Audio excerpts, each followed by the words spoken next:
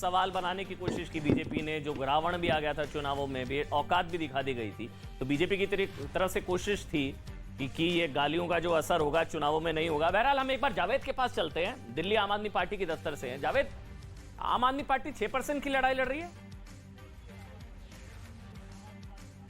देखिए, गुजरात नतीजे अब से थोड़ी देर बाद आने शुरू हो जाएंगे, लेकिन उससे पहले आप दफ्तर के बाहर एक इंटरेस्टिंग पोस्टर होर्डिंग नजर आ रहा है। देखिए, ये लिखा है इस पर साफ तौर पर, आम आदमी पार्टी के राष्ट्रीय पार्टी बनने पर सभी देशवासियों को बधाई। देखिए, आपको बता दें कि पंजाब, दिल्ली और गोवा में अभी उल्टा पड़ा है का दर्जा आम आदमी पार्टी को हासिल है। ऐसे में पार्टी को अभी उल्टा रखा हुआ है। दिल्ली में, गुजरात में जो आज नतीजे, हाँ अभी उल्टा रखा हुआ, जैसे ही किशोर नतीजे आएंगे ये सीधा हो जाएगा, क्योंकि कल भी नतीजों से पहले, एमसीडी के नतीजों से पहले एक पोस्टर सामने आया था कि अच्छे होंगे 5 साल एमसीडी में भी केजरीवाल, वो भी उल्टा रखा हुआ था, वो भी सीधा हुआ। एक मिनट, उनियाल साहब कुछ कह रहे हैं। किशोर, जब कोई चीज आप शीशे में देखते हैं तो उल्टी दिखती है, तो मुझे लगता है आम आदमी शीशे में लेटरली उल्टी दिखती है, ये तो वर्टिकली उल्टी। तो ये दूसरी बात मैं ये कह रहा था कि जहां तक आपने जाति वाला ये समीकरण जो किया, मुझे लगता है जब विकास की बात कोई करता है, जब संगठनात्मक पार्टी होती है, ऑर्गेनाइजेशनल स्किल्स होती हैं, तो जाति और ये सब जातियां बहुत गौण हो जाती हैं। नहीं, सुप्रिया जी कह रही है कि गौण नहीं होती है गुजरात में। देखिए, वो आइडेंटिटी का इशू है, जाति आपके साथ रह जाती है। वो विकास का मुद्दा जो है वो एस्पिरेशन से जुड़ा हुआ है, इकोनॉमी का मुद्दा जो है एस्पिरेशन से जुड़ा हुआ है, और जाति का मुद्दा नहीं, पर उनका कहना कि जब एस्पिरेशन की बात आती है तो जाति भूल जाते लोग। नहीं, देखिए कई बार जाकर के सबमर्ज होता है। सिर्फ जाति होती तो कोई एक पार्टी हमेशा चुनाव में रह जाती, आखिरकार आप चुनाव हारते या जीतते क्योंकि आपको एक चीज और देखनी चाहिए कि गुजरात जो है हाईली अर्बनाइज भी है, तो जो अर्बन एरियाज हैं वहाँ पर जाति जो है न्यूट्रलाइज हो जाती है। रूरल गुजरात में कास्ट एक जरूर फैक्टर है। नहीं, वो रूरल की बात कर रही हैं आप, रूरल की। बिल्कुल, आप अगर वहाँ पे ग्रामीण इलाके में जाएंगे तो अगर पाटीदार की बात करते हैं, आपको पता है पटेल, वहाँ पे पटेल में लेबुआ पटेल और कड़ुआ पटेल, जिनके बीच में बहुत ज्यादा लड़ाई होती है। अगर कोई लेबुआ पटेल का बहुत ही नहीं, पर वोट पर असर पड़ता है इसका। बिल्कुल बिल्कुल, लेबुआ पटेल और कड़ुआ पटेल। मैं इसका लाइव एग्जांपल इनके रूरल उससे ही जो है ग्रामीण से यूपी, जहां पर की जड़ों तक जो है जातिवादी थी, पर आज आप देखिए उन सबको विकास, लॉ एंड ऑर्डर ने गौण कर दिया, बहुत छोटा कर दिया। इसीलिए जो इतनी थम्पिंग मेजोरिटी से दोबारा जो है योगी जी।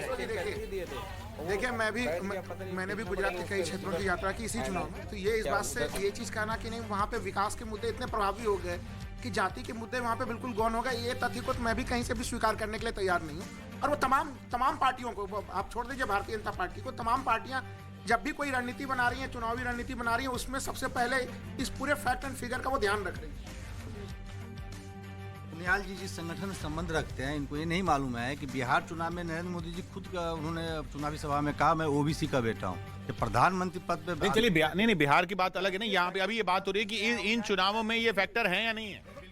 देखिए, जाति देख लीजिए, हार्दिक पटेल वाले सीट पे देख लीजिए, पटेल वर्सेस ठकोर की लड़ाई है। जाति इस देश में किसी भी राज्य में एक बहुत इंपॉर्टेंट रोल प्ले करती है, इसमें कोई दो राय नहीं। लेकिन डेटा ये बताता है कि जब प्रधानमंत्री कैंपेनिंग के लिए गए हैं, इस तरह की चेन्स टूटी हैं, और लगातार किसी भी इलेक्शंस को उठाकर देख लीजिए, फर्क पड़ता है। लेकिन बाय एंड लार्ज जब आपका होम स्टेट हो प्रधानमंत्री की, जिनकी लोकप्रियता इतनी ज्यादा हो, तो जाति से ऊपर उठकर लोग करते हैं। जाति है, लेकिन उससे ऊपर उठकर लोग वोट करते हैं जब प्रधानमंत्री आ जाते हैं। बिल्कुल किशोर जी, अगर इसका एग्जाम्पल आप उत्तर प्रदेश में देखिए, जब चुनाव हो रहा था 1922 का, तो आपने देखा होगा कि पश्चिम उत्तर प्रदेश में जाट हो रही थी, लेकिन जब मोदी जी का नाम आया और योगी जी का नाम आया तो सारी चीजें धराशायी हो गई। वैसे गुजरात में आप देखेंगे, जब तक मोदी जी का नाम नहीं आया था, मोदी जी ड्राइविंग सीट पर नहीं बैठे थे, तब तक तो रहता है, उसके बाद सारी समीकरण खत्म हो जाते हैं। देखिए, जो सुप्रिया ने बात कही, पर ये इससे आप सहमत है कि जब मोदी जी की बात आती है तब फिर लोग जाति भूल जाते हैं। गुजरात के अंदर सुप्रिया ने जो बात की वो बिल्कुल सत्य बात मुझे लग रही है। क्यों, उसका रीजन मैं बताऊं, 2017 का जब चुनाव हुआ तो ग्रामीण इलाकों में भारी नुकसान हुआ था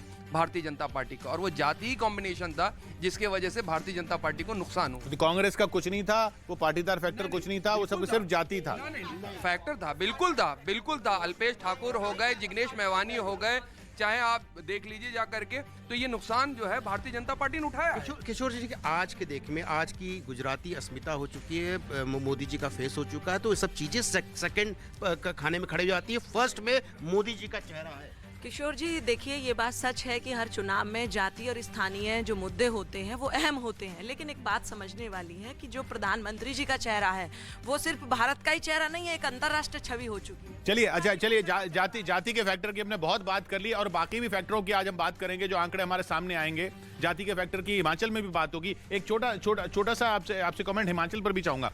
ये ठाकुर, ब्राह्मण, दलित, ये हिमाचल में फैक्टर नहीं है? देखिए, ये हमारी त्रासदी है कि 21वीं सदी में भी हम जातिगत हैं। और एक बात बता दूं कि पढ़े लिखे लोग भी जातिगत हैं। ये धारणा कि सिर्फ ग्रामीण इलाके में जातिगत है, नहीं, ये है जातिगत मामला। लेकिन अभी पिछले कुछ वर्षों से जब से ये मोदी और योगी फैक्टर आए हैं तो प्रगति के मापदंड पर ही लोग वोट करना चालू किए हैं। रीमा आप भी गई थी गुजरात। मैं गुजरात के ही पॉइंट से बोलना चाहती हूँ। यहीं पे विपक्षी पार्टियां गुजरात में फंस रही है कि वो कास्टिज्म में जा रही है, वो ग्रामीण और शहरी।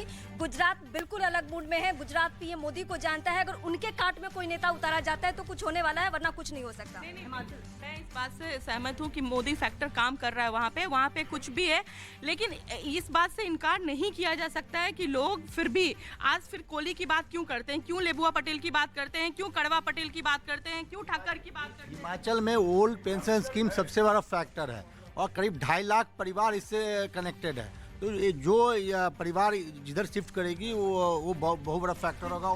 चलिए ये फैक्टर है, कितना फर्क डालता है, ये सब जब आंकड़े आएंगे तब देखेंगे। लेकिन एक दूसरे फैक्टर की हम गुजरात में बात कर रहे हैं, शहरी इलाके और ग्रामीण इलाके। ये बहुत बड़ा मामला है। देखिए, अगर मैं एक चीज कहूँ, पिछले बार हम लोगों ने देखा कि जो कांग्रेस को सफलता मिली तो उन्होंने ग्रामीण सीटों को एक तरह से उसमें 2/3 सीटें उन्होंने जीती।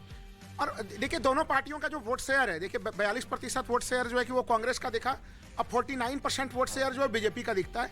लेकिन बीजेपी बड़े मार्जिन से जो है कि शहरी क्षेत्र को जीत रही थी। यानी कि अगर आप शहरी क्षेत्र के जो बड़े मान लीजिए 50,000 1 लाख वोट से वो जीत रही है, उसको थोड़ा देर के लिए अगर नजरअंदाज करें तो दोनों के वोट शेयर में आपको 1% का अंतर दिखेगा। यानी कि पिछली बार के 3 फैक्टर तो बाय डिफॉल्ट, उसमें से 2 कैंडिडेट तो बीजेपी की तरफ आ चुके हैं, बच्चे अल्पेश ठाकुर। आंदोलन बहुत बड़ा जिग्नेश बचे सॉरी। और आंदोलन बहुत बड़ा खड़ा होने के बाद भी अगर बीजेपी 1.5% वोट शेयर बढ़ाई थी और 2.5% कांग्रेस बढ़ाई थी, अब तो वैसा माहौल ही नहीं है कांग्रेस का। आज कहाँ है कांग्रेस? कहीं लड़ भी नहीं रहे। नहीं, शहरी ग्रामीण। देखिए, जो शहरी इलाके हैं वहाँ तो कांग्रेस अपने को काउंट करती ही नहीं है। वो पूरी की पूरी लड़ाई ही ग्रामीण इलाकों में लड़ती है। आप अहमदाबाद जैसी जगह पर, जहाँ पर कि आप ध्यान रखें कि कुल जिले में 21 है, वहाँ पर शहरी इलाकों में कांग्रेस को कैंडिडेट तक नहीं मिलते ढंग से, तो वो बेसिकली सारी लड़ाई ग्रामीण ही लड़ती है। नहीं, लेकिन विजय जी, पिछली बार ग्रामीण इलाकों में कांग्रेस पार्टी ने बीजेपी से अच्छा किया था। जी हाँ, कांग्रेस पार्टी, क्योंकि आप देखिए उसमें सबसे बड़ा फैक्टर सौराष्ट्र था। सौराष्ट्र में मेजरली जो है कांग्रेस ने गेन किया था और एकमात्र एरिया था पूरे गुजरात में जहां पर कि कांग्रेस ने बीजेपी से ज्यादा सीटें गेन की थी। बाकी तमाम अगर आप ज्योग्राफिकल एरियाज देखेंगे वहां पर बीजेपी ने लीड किया था। चलिए थोड़ा सा जब तक आंकड़े आते हैं थोड़ा सा मूड बदलते हैं, चलते हैं अरुण के पास। अरुण, कहाँ हैं आप और क्या हो रहा है वहां पर? किशोर, हम कांग्रेस दफ्तर में एआईसीसी जो मुख्यालय है, हालांकि भारत जोड़ो यात्रा चल रही, तो अगर आप कांग्रेस दफ्तर की तस्वीर देखेंगे तो अरे अरुण, उनको बताओ भारत जोड़ो यात्रा के अलावा भी है चुनाव।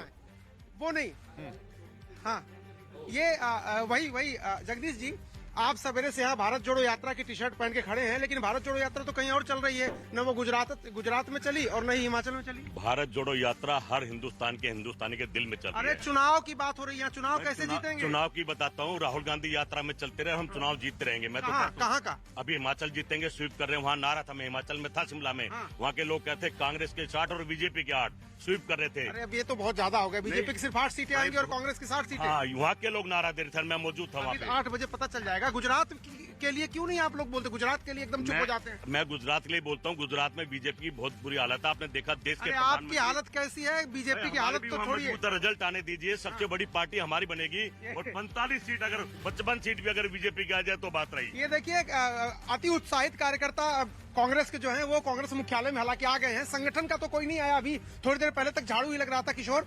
लेकिन कुछ लोग हैं, नेता ऐसे जो अभी आए हैं और उत्साहवर्धन कर रहे हैं कार्यकर्ताओं का।